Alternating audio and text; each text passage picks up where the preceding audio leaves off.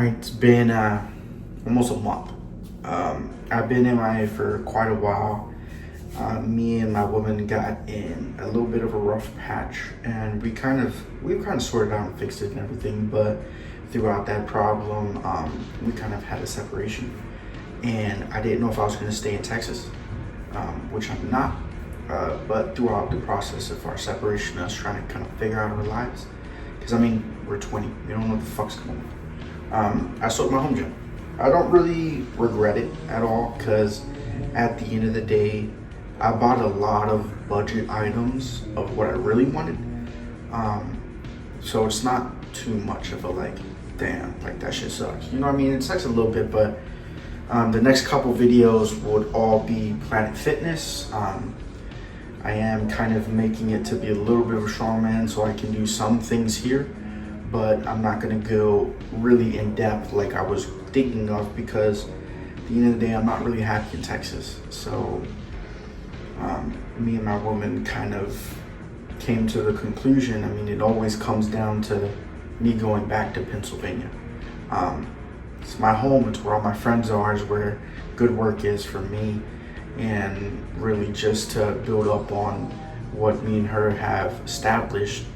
We both think it's kind of better to just me go back home, wait for our lease to come up, and me fly her down to, we'll probably get a house. Well, we have a house. The whole thing that's gonna happen is I'm moving in with my buddy. We look at him as a brother of mine, and you're gonna see a +1 in the YouTube video because of that. We're both gonna get pretty fucking jacked. Throughout this process and everything, with the separation, all of that, I really had to find myself, and that's kind of why we separated for a little bit. I've gone back to my old mindset, and I want to be kind of transparent with y'all, because I don't know if I made a post on YouTube, but I made a post on Instagram. So for my followers that are on both or all social media, because I do TikTok as well, y'all seen kind of the rundown. I'll give you a little bit of context. The beginning of my journey, I was 245 pounds when I stopped weighing myself. And when I first cut down from that weight, I almost developed an eating disorder. The only reason why I didn't was because I think it was like the second time I trained with my father when he came down to Texas when I was young. I kind of confided with him and was honest about everything and how I felt and what I was doing, and he kind of snapped me back to reality, and what I was doing wasn't healthy. I ended up eventually bouncing back, because what I was doing was starving myself. To be pretty blunt, I was starving myself.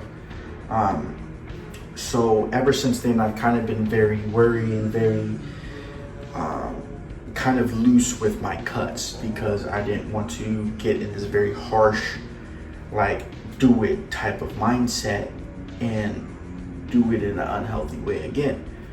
But with this cut, I've been slacking a little too much, to where my peak was 235, and I'll get down to around, I think it was 231, and then it would go as low as like 225 to 226, and I'll fluctuate from there. And every time I'll get back up to 230, I'll be very hard on myself, and then I would not really have a good mindset with myself. I'll be very hateful and very critical of my decisions, and it's just not really a good way to go about it, you know.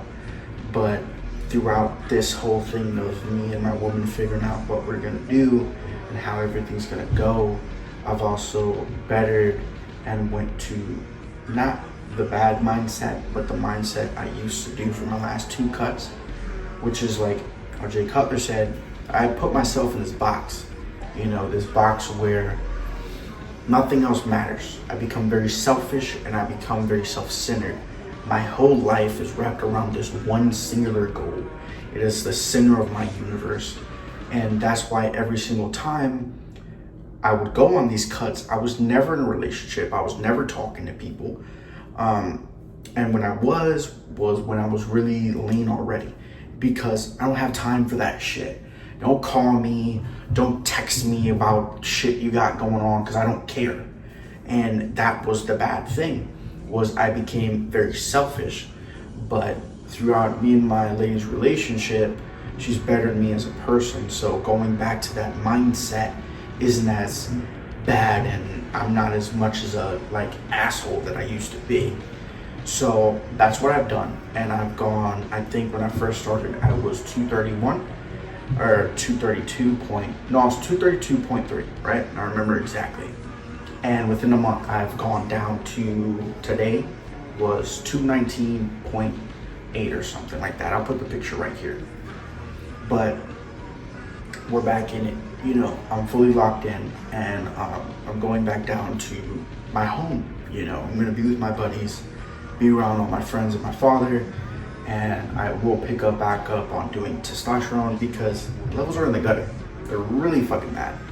And I know that's really fucking up with my mindset and my depression and things of that nature. Because at the end of the day, when men's levels are very bad, it affects their everyday life. So I'm not gonna go on even remotely as much as I used to. I don't really need to. I only did that because I had the money. I'm probably just going to slow cruise 300 milligrams of test. But I want to be clear and open with my community because I don't want y'all to do what I do. You know, I don't want you naturally to try to train in the same intensity and volume as I do, because at the end of the day, your body's not gonna handle it. I can handle it, my muscle can handle it, I recover easier. It's a whole different spectrum with just test alone. Now, I don't think I'm gonna do any other than that. I mean, I did EQ, I did mash on, I did cycles, I had all the fun with it. So I don't think I need to do that. I don't really want to, but I just wanted to be transparent with y'all and really let y'all know what's going on with my life, because there's gonna be some very big changes going on, and hopefully it's for the better, you know. Love you guys.